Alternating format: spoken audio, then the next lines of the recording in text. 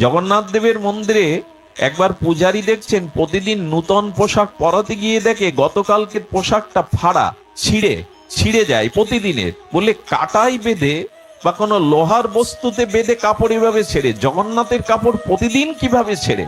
উনি চিন্তায় পড়ে গেলেন, রাজাকে বললেন জগন্নাথের চরণে কোনো সেবা অপরাধ হচ্ছে, ওনার বসনটা ফাড়া থাকে প্রতিদিন। রাজা বললেন খেয়াল করো তো জগন্নাথ কোথাও যায় কিনা। কি বলবো আপনাদের, সকালবেলা প্রভাতে একটি বালিকা তার পিতার ফুলের বাগানে ফুল তুলতে তুলতে গীত গোবিন্দ গীত করে। ভগবান সঙ্গীত বড় ভালোবাসেন, সে সঙ্গীত যদি ভজন হয়, সঙ্গীত আবার সব সঙ্গীত না, ভজনই সঙ্গীত, অর্থাৎ মহাজনের পদ পদাবলী তাকে বলে ভজন। একটা ভক্তিগীতি গাইলেন সেটা ভজন নয়। আমাদের চণ্ডীদাসের, জয়দেবের, আমাদের ঠাকুর মশাইয়ের পদগুলোই, প্রেমানন্দের পদগুলোই ভজন।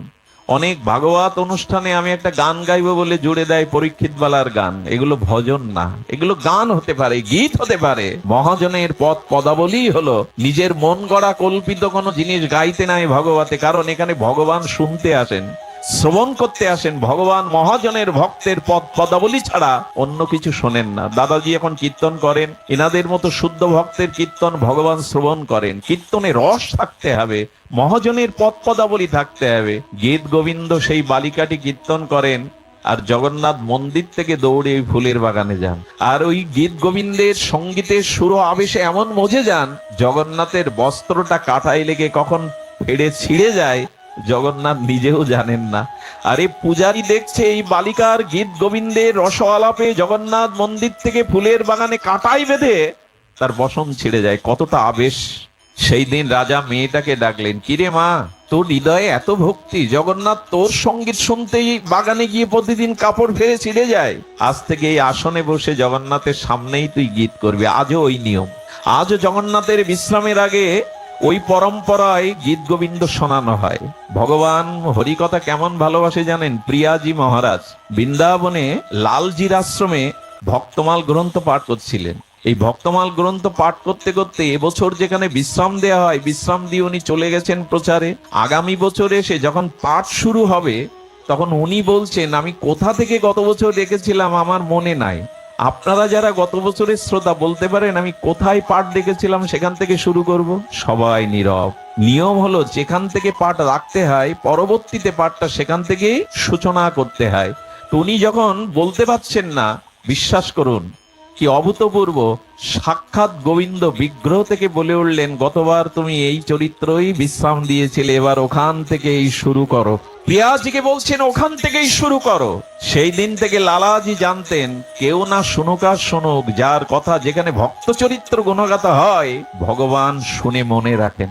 আগামী বছর বলছেন ওখানেই বিশ্রাম দিয়েছিলেন, ওখান থেকে শুরু করুন। সুধীবৃন্দ, জগন্নাথ এমনি করে গীত গোবিন্দ শুনতেন। ভগবান যখন আমার নিকটে তখন আমি ভক্ত, তখন আমি সাধু নই। কারণ ভগবান সবার নিকটে আছে, সবার হৃদয়ের কীট পতঙ্গ শুকর কুকুরের হৃদয়েও ভগবান আত্মারূপে আছেন।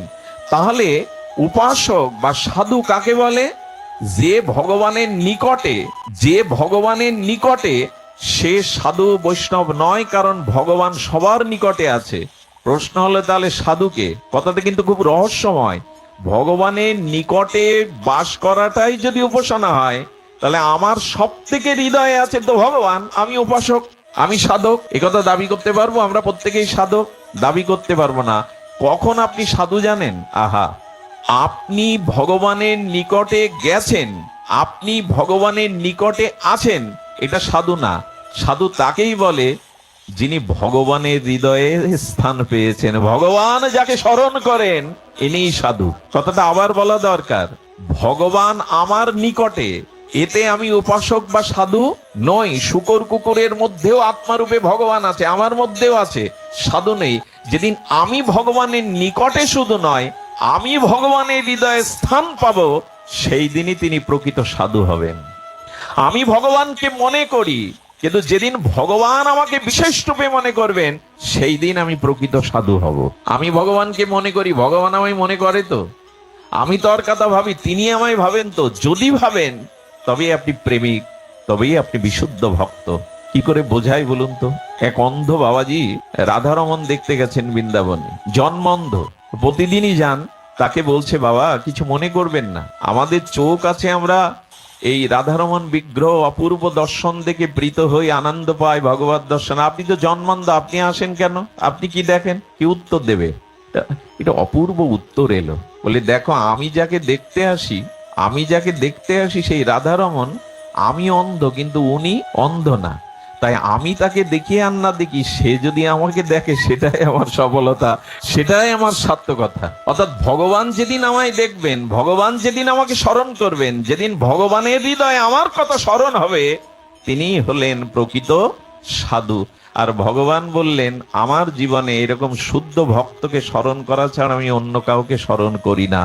যেদিন ভগবান আপনাকে চাইবেন, ভগবান আপনার কথা ভাববেন, ভগবান আপনার চিন্তা করবেন, সেদিনই আপনি ভগবানের প্রিয় পাত্র। কোন গুণ থাকলে, কি মহিমা থাকলে, কত অনুরাগ থাকলে ভগবান আমাকে স্মরণ করবেন? ভগবান স্মরণ করেন। প্রিয় প্রেমিক ভক্তদের স্মৃতি সর্বদা ভগবানের হৃদয়ে বাজে। ভগবান এই ভক্তকে সর্বদা স্মরণ করেন।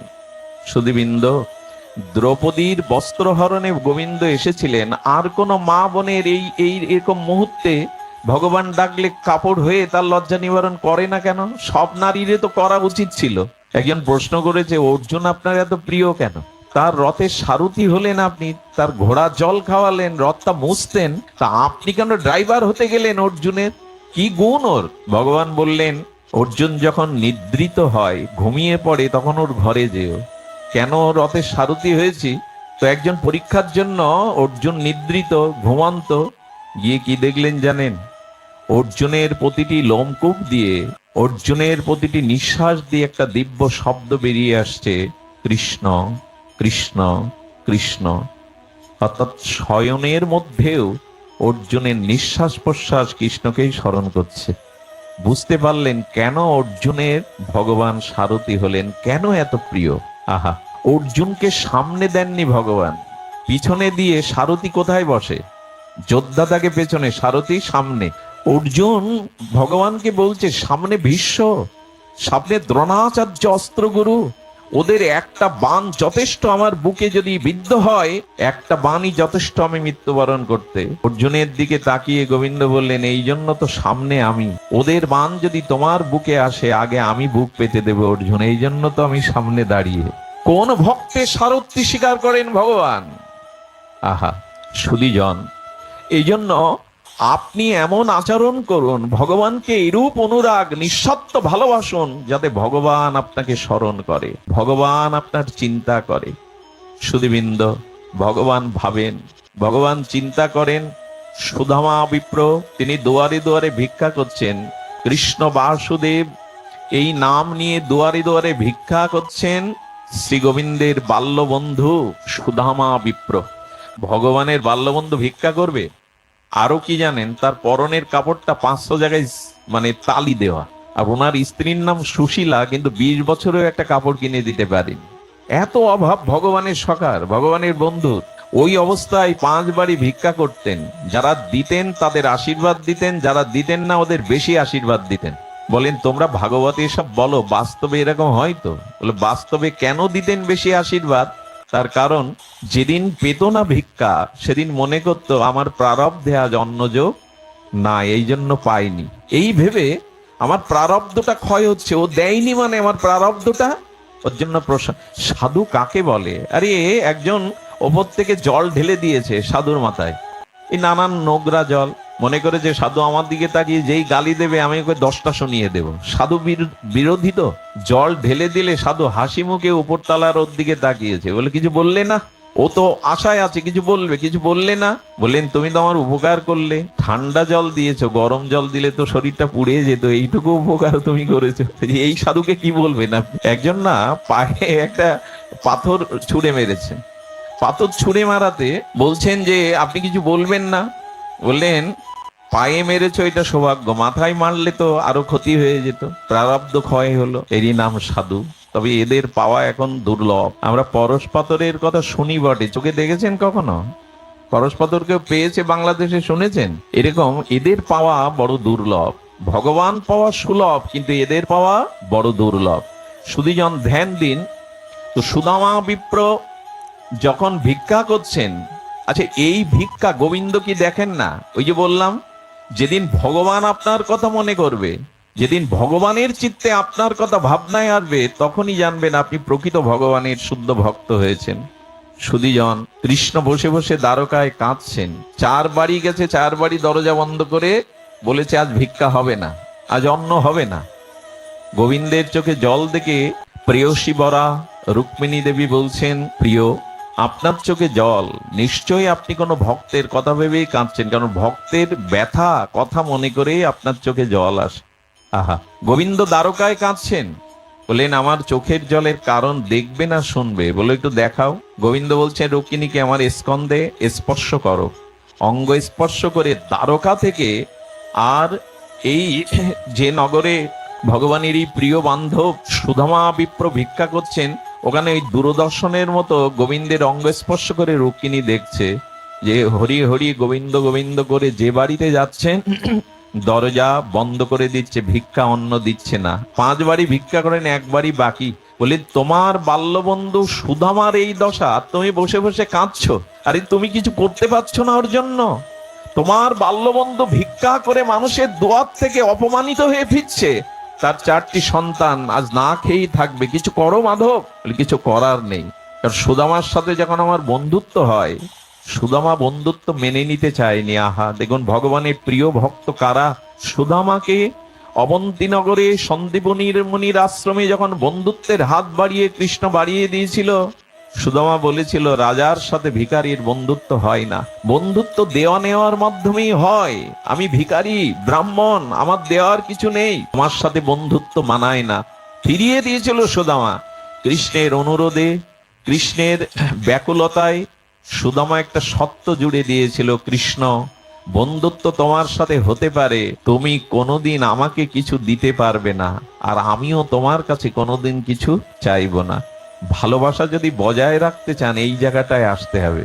শুদ্ধ ভক্তি যদি চান, তাহলে চাওয়া পাওয়া স্বার্থ যদি মাঝখানে দেয়াল উঠে যায়, সামান্য একটা কালো পর্দা এখানে টানিয়ে দিন, না আমি আপনাদের মুখ, না আপনারা আমার মুখ দেখতে পারবেন, একটা কালো পর্দা। আর ভগবান আর ভক্তের মধ্যে যদি অসংখ্য চাওয়া পাওয়া, সুন্দরী রমণী দাও, ঐশ্বর্য দাও, মৃত্যুর পরে মুক্তি দাও, যশ খ্যাতি দাও, এতগুলো পদ্মা আপনি দেখবেন কি করে ভগবানকে?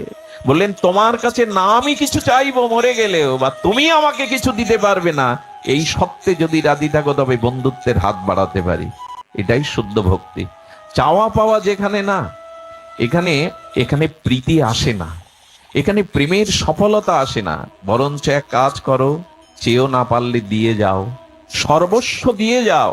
তবে যারা দিতে শেখে তাদের পাওয়াটাই আসে। যারা দিতে শেখেনি, কুয়ো থেকে যত জল তুলবেন কুয়ো তত জল সাপ্লাই দেবে। 2 বছর কুয়োর জল তোলা বন্ধ করুন, কুয়ো বুঝে যাবে। দিতে পারলেই তার পাওয়া আসে, যে দিতে পারে না, দেওয়ার জন্যই তো জগৎ। একটু একটু মিলিয়ে নিন তো, নদীর জল কি নদী নিজে পান করে, না অন্যের জন্য? গাছের ফল, বৃক্ষের ফল কি বৃক্ষ নিজে আস্বাদন করে, না অন্যের জন্য? গাভীর বাটের দুগ্ধটা কি গাভীর জন্য, না বৎস বা অন্যের জন্য? মায়ের বুকের দুগ্ধটা তো সন্তানের জন্য, নিজের জন্য নয়। আকাশের চাঁদের কিরণ তো চাঁদের জন্য নয়, জগতের জন্য। এই বায়ু সূর্য কিরণ সবই অন্যের জন্য। শুধু আমরাই জগতে অন্যের জন্য হতে শিখলাম না। আর অন্যের জন্য যতদিন না হবেন, ততদিন ভগবান আপনার দিকে ফিরে তাকাবে না। আমরা এই জন্য সাধু কারা জানেন? সাধু যারা সংগ্রহ করতে ভালোবাসে না, যাদের জীবনে ত্যাগ আছে, এরাই সাধু। ভোগীকে আজ পর্যন্ত কেউ সাধু বলেনি, কোন শাস্ত্রই বলেনি। ভোগীকে আজ পর্যন্ত কেউ সাধু বলেনি। স্বামী বিবেকানন্দ মনে আছে, চিকাগোয় যাওয়ার আগে 500 টাকা ওনার জন্য এই জাহাজ ভাড়া তুলেছিল। ঠাকুরের আদেশ পায়নি বলে ওই 500 টাকা আবার ফিরিয়েও দিয়েছিল।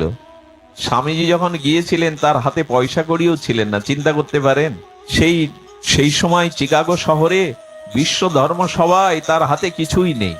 কোথায় থাকবেন, কি খাবেন, তার কাছে কোনো ডলার নাই। কে তাকে বিশ্ব জয় করতে শেখালো?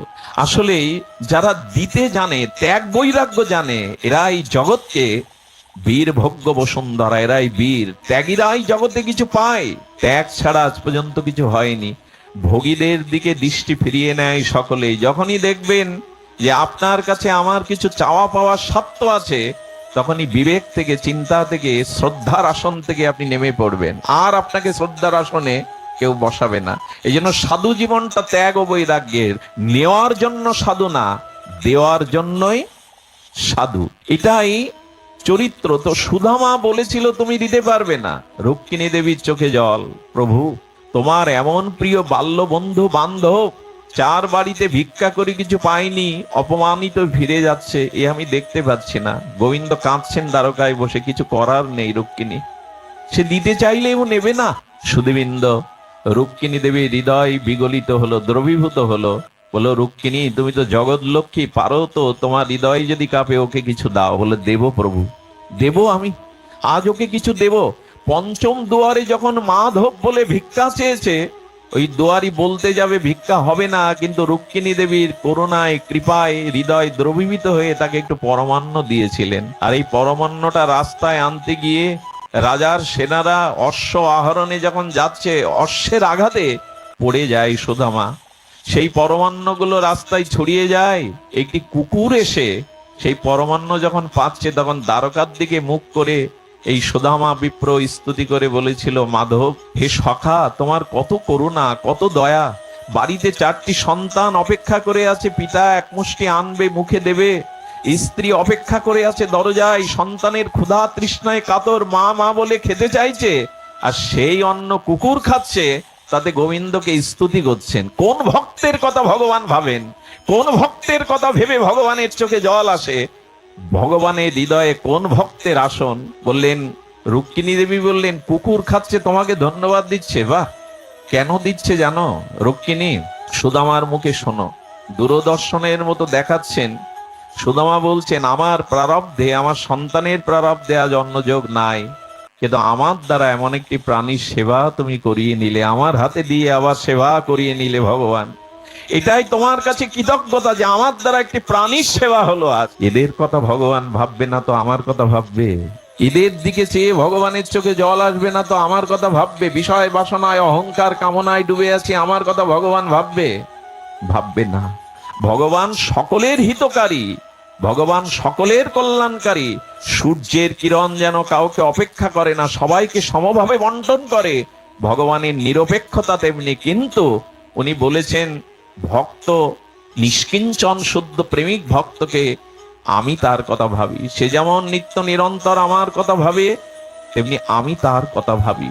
শুধু ভক্তগণ, এই জন্য ভক্তকে ভগবান যেদিন ভাববেন, ভক্তের কথা স্মরণ করে গোবিন্দের চিত্তে যেদিন বিগলিত হবে, সেই দিনই জানবেন আপনার ভক্তি, আপনার সাধু মহিমা, আপনার ভগবত ভক্তি ভগবান গ্রহণ করেছেন। ভগবান আমার কাছে আছেন এটা বড় কথা না, আত্মরূপে তো আছেন। আমি যেন ভগবানের হৃদয়ে স্থান পাই। ভগবান এরূপ ভক্তের কথা ভাবেন। মনে আছে, সুরদাস পদ লিখত, অসুস্থ অবস্থায় যখন প্রাণ ত্যাগ করবে, আর শ্রীনাথজি এসে বলছেন, তোমার শেষ ইচ্ছা কিছু আছে? সুরদাস বলেন, ইচ্ছা ছিল হাতে করে কিছু পদ লিখবো, 1,00,000 পদ লিখবো, কিন্তু 75,000 পদ লিখেছি, 25,000 পদ বুঝি এ জন্মে আর লেখা হলো না। শ্রীনাথজি মৃদু হেসে বলছেন, সুরদাস, ভক্তের ইচ্ছা তো আমি অপূর্ণ রাখি না। তোমার জানা নাই, তোমার অজান্তে 25,000 পদ আমি নিজে রচনা করে এসেছি তোমার খাতায়। 25,000 পদ আমি নিজে রচনা করে এসেছি। সুরদাসের যত পদ আছে, 1,00,000-এর অধিক পদ